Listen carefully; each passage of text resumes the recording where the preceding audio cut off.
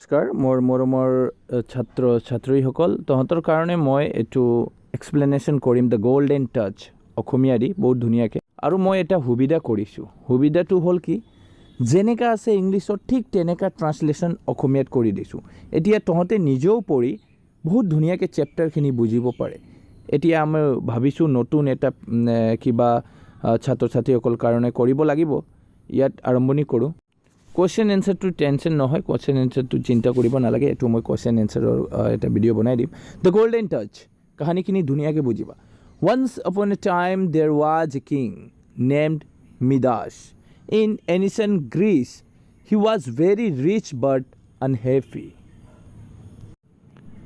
মানে হ'ল এই সময়ত এটা সময়ত প্ৰাচীন গ্ৰীচত মিদাস নামৰ এজন ৰজা আছিল ক'ত আছিল গ্ৰীচ দেশত গম পাইছা গ্ৰীচ দেশত এজন মিদাস তেখেতৰ ৰজাৰ নামটো কিন্তু মনত ৰাখিবা এক্সামত কুৱেশ্যন আহে যিহেতু মিদাস নামৰ এজন ৰজা আছিল বৰ ধনী আছিল যদিও অসুখী তেওঁ আনহেপি সুখী নাই ইমান ধন সম্পত্তি থকা সত্ত্বেও তেওঁ ইমান সুখী নাছিল তাৰ কিবা এটা কাৰণ হ'ব এতিয়া ইংলিছটো পঢ়া ইংলিছটো ধুনীয়াকৈ মোৰ লগত পঢ়ি যোৱা আই ৱান্ট মোৰ মানি আই ৱান্ট মোৰ gold I want to be the richest king of all time তেখেতে কি ক'লে ধুনীয়াকৈ দেখিবা ৰজাই ক'লে এতিয়া ৰজাই ক'লে মোক আৰু টকা লাগে আই ৱান্ট মোৰ মানি মোক আৰু টকা লাগে আই ৱান্ট মোৰ গ'ল্ড মোক আৰু সোণ লাগে মই সৰ্বকাল আটাইতকৈ ধনী ৰজা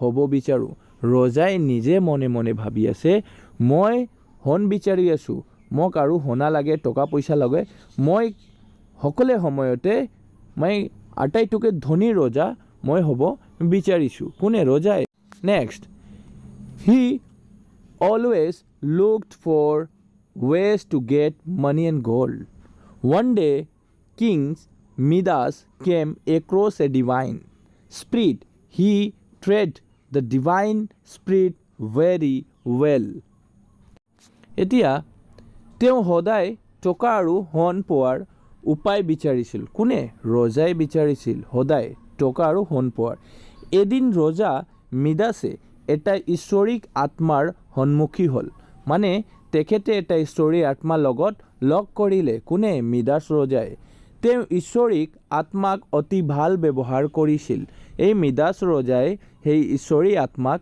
এইটো চাই আছে পঢ়ি ঈশ্বৰিক আত্মাক ভাল ব্যৱহাৰ কৰিছে ভাল মানে বিহেভিয়াৰ কৰিছে এতিয়া ঈশ্বৰিক আত্মাই কি ক'লে ঈশ্বৰিক আত্মাই ক'লে king you have been nice to me I am pleased I want to grant you one wish as a reward say what your wish is ঈশ্বৰিক আত্মাই ক'লে ৰজা তুমি মোৰ লগত ভাল ব্যৱহাৰ কৰিছা ভাল কাম কৰিছা মই সন্তুষ্ট মই পুৰস্কাৰ হিচাপে আপোনাক এটা কামনা পূৰণ কৰিব বিচাৰোঁ আপোনাৰ ইচ্ছা কি কোৱাচোন কোনে ক'লে ঈশ্বৰী আত্মাই ক'লে যে ৰজা তোমাৰ কিবা কামনা হ'ব তোমাৰ কামনাটো আমাক কোৱাচোন তোমাৰ ইচ্ছাটো কি এতিয়া ৰজাই কি কৰিলে ৰজাই ধন্যবাদ জ্ঞাপন কৰিলে ঈশ্বৰী আত্মাক ধন্যবাদ জ্ঞাপন কৰিছে এতিয়া I wish whatever I touch would turn into gold.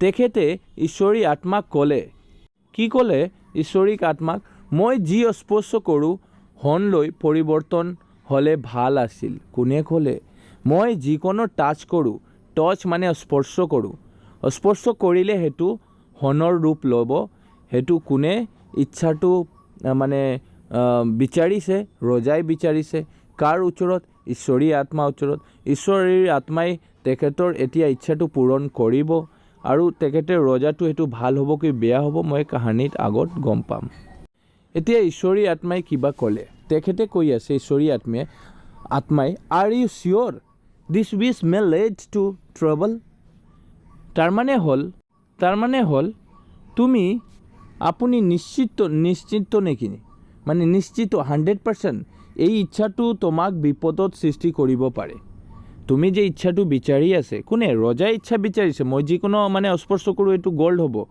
Sonai হৈ যাব এতিয়া ঈশ্বৰী আত্মাই কৰে তই বিচাৰি আছা ঠিকে আছে, কিন্তু সেইটো কিন্তু বিপদত পেলাব পাৰে, সেইটো ভাবিছা কেতিয়াও। এতিয়া ৰজাই কি ক'লে, if my wish is fulfilled, I will get a lot of gold. I will be the richest king. Please grant me this wish as you wish. Okay? ৰজাই ক'লে, মোৰ ইচ্ছাটো পূৰণ হ'লে মই সোণা পাম, বহুতে সোণা মোৰ লগত আহিব। মই হ'ম আটাইতকৈ ধনী ৰজা। অনুগ্ৰহ কৰি মোৰ এই ইচ্ছা পূৰণ কৰক আপোনাৰ ইচ্ছা মতে। এতিয়া কি হ'ল, ৰজাই জোৰ দিয়াৰ দৰে ঈশ্বৰী আত্মাই তেওঁৰ সেই ইচ্ছাটো পূৰণ কৰিলে। ঠিক আছে, তই যদি বিচাৰিছা হ'ব আৰু মই সেইটো আশীৰ্বাদ দিলোঁ, তই যিকোনো স্পৰ্শ কৰিবা সেইটো সোণ হৈ যাব। ঈশ্বৰী আত্মাই তেখেতে আশীৰ্বাদ কৰিলে। As soon as King Midas touched the stone, it turned into gold.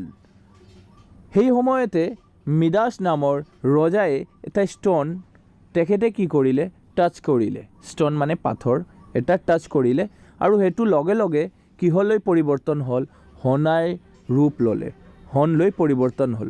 Wow, unbelievable, the stone has turn into gold, let me touch আদাৰ থিং টু। অ'কে,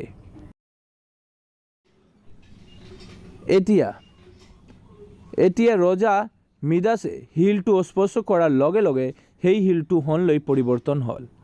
তাৰপিছত বিশ্বাস কৰিব নোৱাৰা, শিলটো সোণলৈকে পৰিণত হৈছে। আন বস্তু চুই দিওঁ, মানে এইটো আন কিবা এটা বস্তু চুই মানে টাচ কৰি স্পৰ্শ কৰি চাওঁ যদি কিবা এইটোও হ'ব পাৰে, গম পাইছা। এতিয়া ৰজা মিদাসে নিজৰ ইচ্ছা পূৰণ কৰি অতি আনন্দিত হৈছিল। তেওঁ নিজৰ যাদুকৰী শক্তি পৰীক্ষা কৰিব বিচাৰিছিল। এই শিলটো চুই দিওঁ। ৰজাই যি স্পৰ্শ কৰিলে সেয়া সোণলৈ পৰিণত হ'ল, গম পাইছা।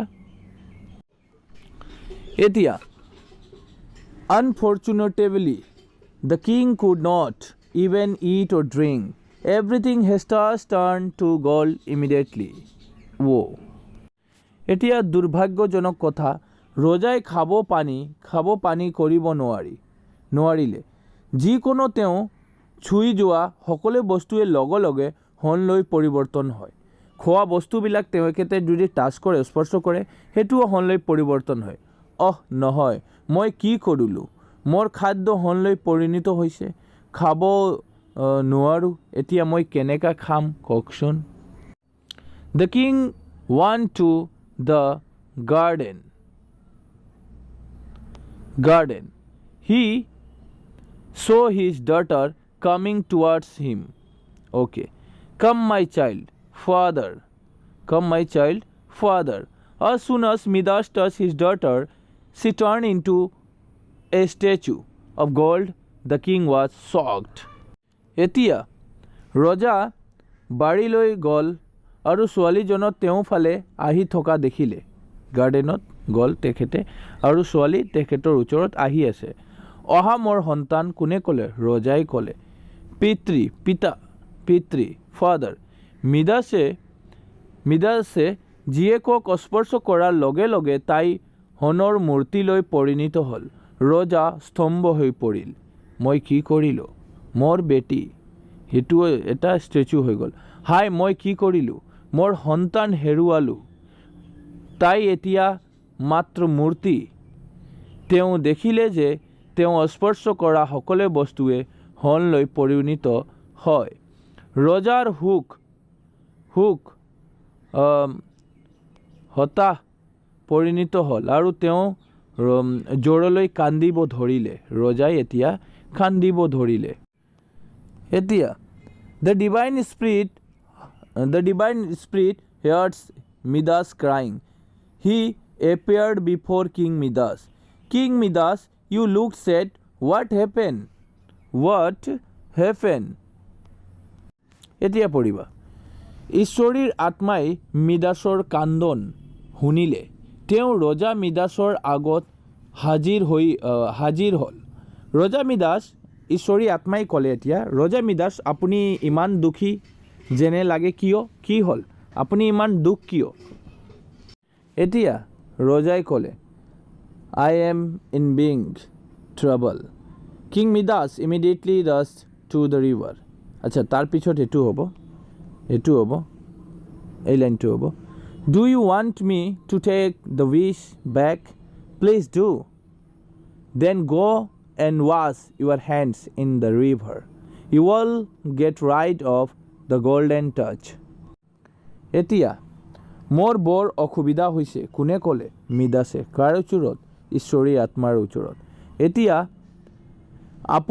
আপুনি বিচাৰে নেকি মই ইচ্ছাটো ঘূৰাই লওঁ কোনে ক'লে সেইটো ঈশ্বৰিক আত্মাই ক'লে যে ৰজা তই বিচাৰি আছা নেকি তহঁতক মই যি আশীৰ্বাদটো দিছোঁ উইচটো দিছোঁ সেইটো মই ঘূৰাই লওঁ অনুগ্ৰহ কৰি কৰক সেইটো এতিয়া ৰজাই ক'লে ঠিক আপুনি সেইটো ঘূৰাই লওক তাৰ পিছত গৈ নদীত হাত ধুব সোণালীৰ অস্পৰ্শৰ পৰা তহঁতে মুক্তি পাব ঈশ্বৰী আত্মাই ক'লে তহঁতক নদীত যাব লাগিব হাত ধুবা হাত ধোৱাৰ লগে লগে তহঁতৰ যি গল্ডেন টাচ উইচটো সেইটো শেষ হৈ যাব তেতিয়া ৰজাই মিদাসে লগে লগে নদীৰ ফালে লৰালৰিকৈ গ'ল মানে সোনকালে গ'ল এতিয়া সোনকালে গৈ হাত দুখন খৰকৈ ধুই বাৰীলৈ দৌৰি যায় কোনে মিদাসে এতিয়া